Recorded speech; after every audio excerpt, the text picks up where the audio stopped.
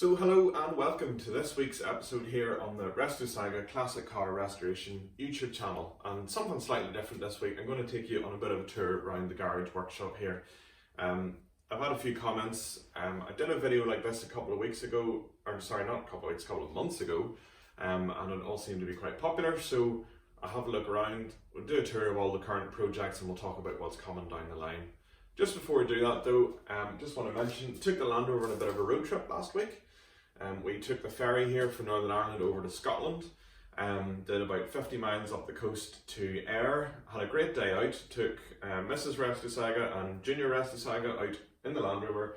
Yes, I packed a load of tools because I wasn't really sure about reliability, but we all really enjoyed a good day out. Land Rover performed faultlessly, but it has highlighted a few issues, such as the smoking and the startup, which is going to require a bit of a cylinder head removal and a look in there. I think it needs valve stem oil seals, but hopefully nothing a lot more. And the saggy rear spring down at the back there is really doing my head in. Anytime I turn left, it's really sagging down on the driver's side, which it shouldn't be doing. So I'm looking into either getting the spring reset or buying a new spring. So those are little things that are going to be coming down the line. So let's have a look around the garage and see what we've been up to.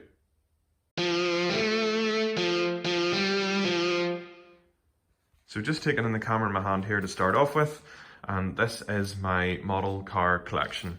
A couple of Lego models up there on top and a lot of scale models, some of which are my dad's, but I do like to collect sort of relevant ones.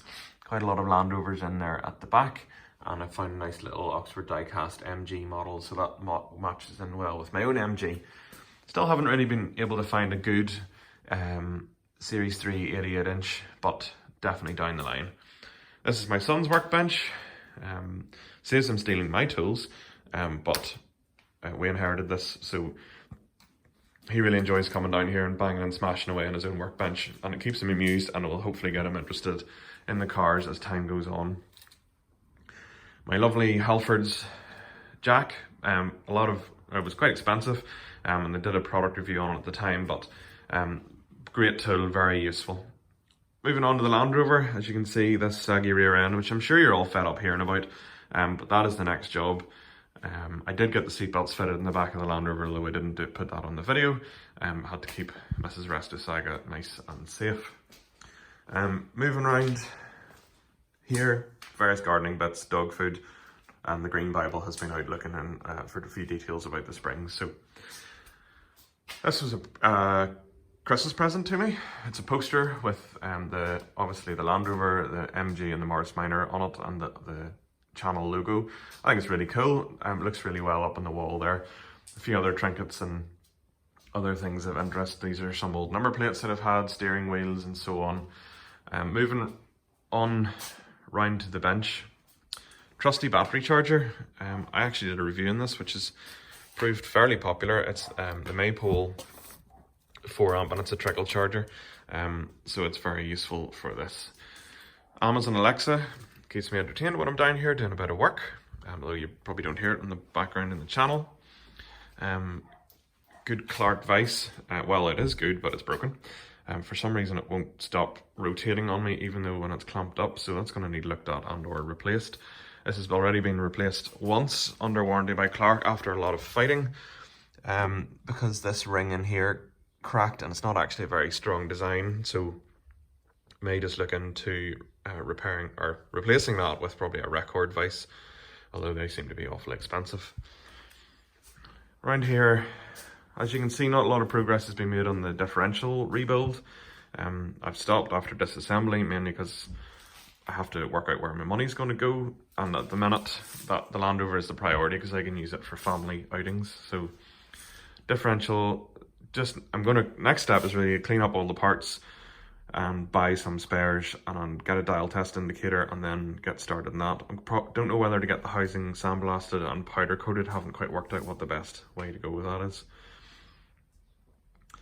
Why the Weetabix box? I'm going to use it to make some templates for cutting out for the Toylander. That will be explained in a future episode. Impact gun inherited from a friend. That was a gift. Very decent of him, and the trusty tripod down there at the back. Moving on round, something you maybe haven't seen before in the channel.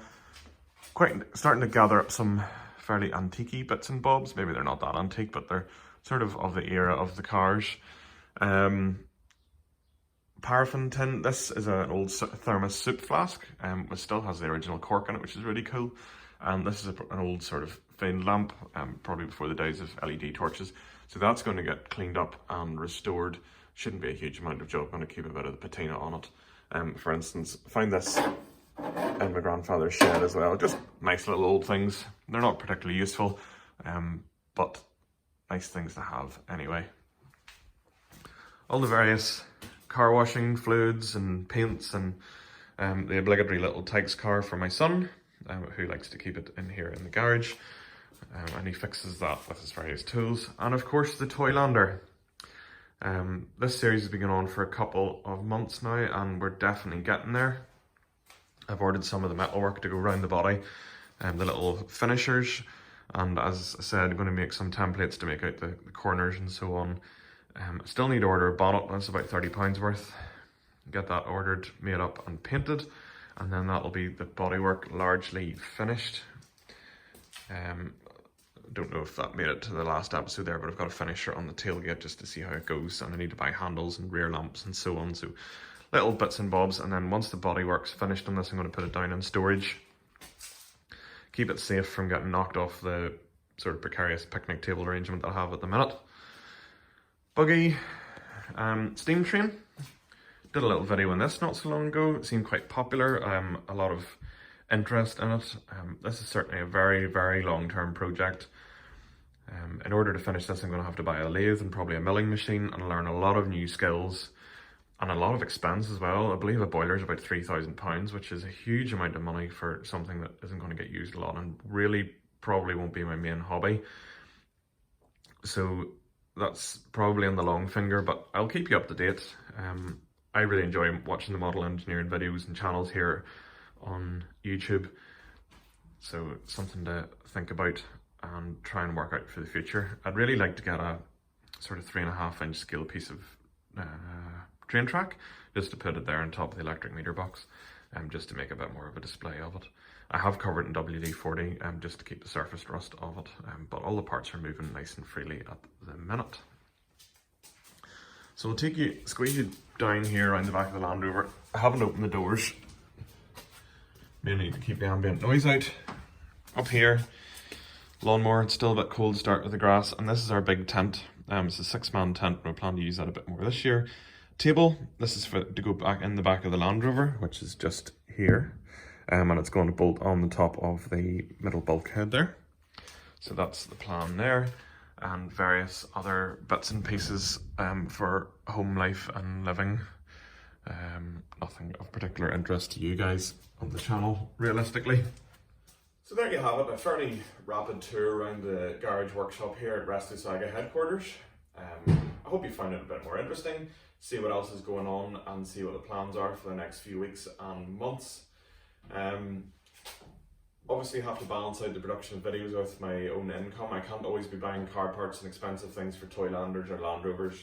So sometimes, yes, the videos might be a bit shorter. Ooh, I'm gonna pop the panel. Videos might be a bit shorter and there might not be as much happening in them, but I will hope to keep you updated. Thank you very much to all my subscribers. I think we're approaching 1,500 subscribers very soon. If not, have just passed it, depending on what day this video goes out. Please hit the like button underneath, fire me a comment. I answer all my questions, queries, comments, and will try and help you out as well. As always, thank you very much for watching. I hope you found it interesting, useful. Hit the subscribe button so you can catch up and keep up to date with all the various projects that are ongoing at the minute. And we'll catch you again 5 o'clock next Saturday as well. Cheerio.